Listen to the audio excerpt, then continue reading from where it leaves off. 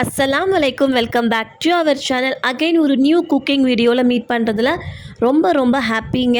And இன்னைக்கு சூப்பரான சம்மருக்கு ஏற்ற மேங்கோ மட்கா குல்ஃபி ரெசிபி தான் பார்க்க போகிறோம். வாங்க நம்ம வீடியோக்குள்ளே போகலாம்.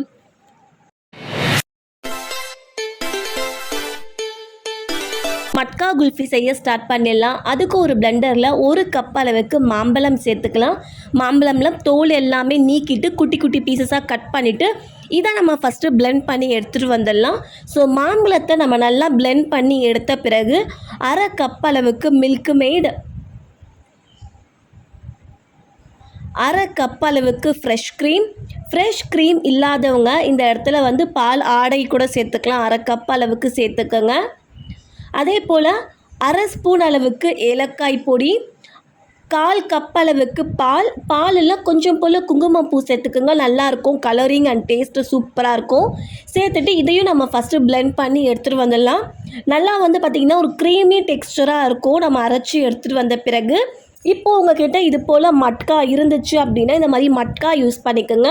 சப்போஸ் உங்கள்கிட்ட மட்கா இல்லாத பட்சத்தில் நீங்கள் குல்ஃபி மோல்டில் சேர்த்துக்கலாம். அப்படி இல்லைனா கப்பு, கிளாஸஸ் உங்கள்கிட்ட இருக்கிற ஐட்டம்ஸில் இதை நீங்கள் ஃபில் பண்ணி ஸ்டோர் பண்ணிக்கலாம் ஃப்ரீசரில்.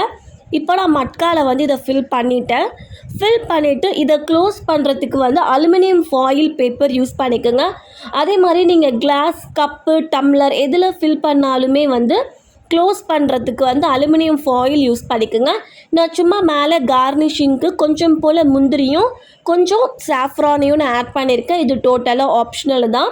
அவ்வளோதான். இது போல் அலுமினியம் ஃபாயிலை வச்சு க்ளோஸ் பண்ணிவிட்டு நம்ம ஓவர் நைட்டு ஃப்ரீசரில் வச்சிட்டிங்க அப்படின்னா நெக்ஸ்ட் டே நமக்கு சூப்பரான மேங்கோ மட்கா குல்ஃபி ரெடி ஆகிடும்.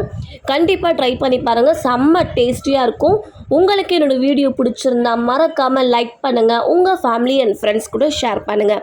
நம்மளோட வீடியோவை ஃபஸ்ட் டைம் பார்க்குறவங்களா இருந்தீங்க அப்படின்னா மறக்காமல் சேனலை சப்ஸ்கிரைப் பண்ணுங்கள். பக்கத்தில் இருக்கிற பெல் பட்டனையும் ப்ரெஸ் பண்ணுங்கள். அப்போ தான் நான் போடுற வீடியோஸ் எல்லாமே உங்களுக்கு நோட்டிஃபிகேஷனில் காட்டும்.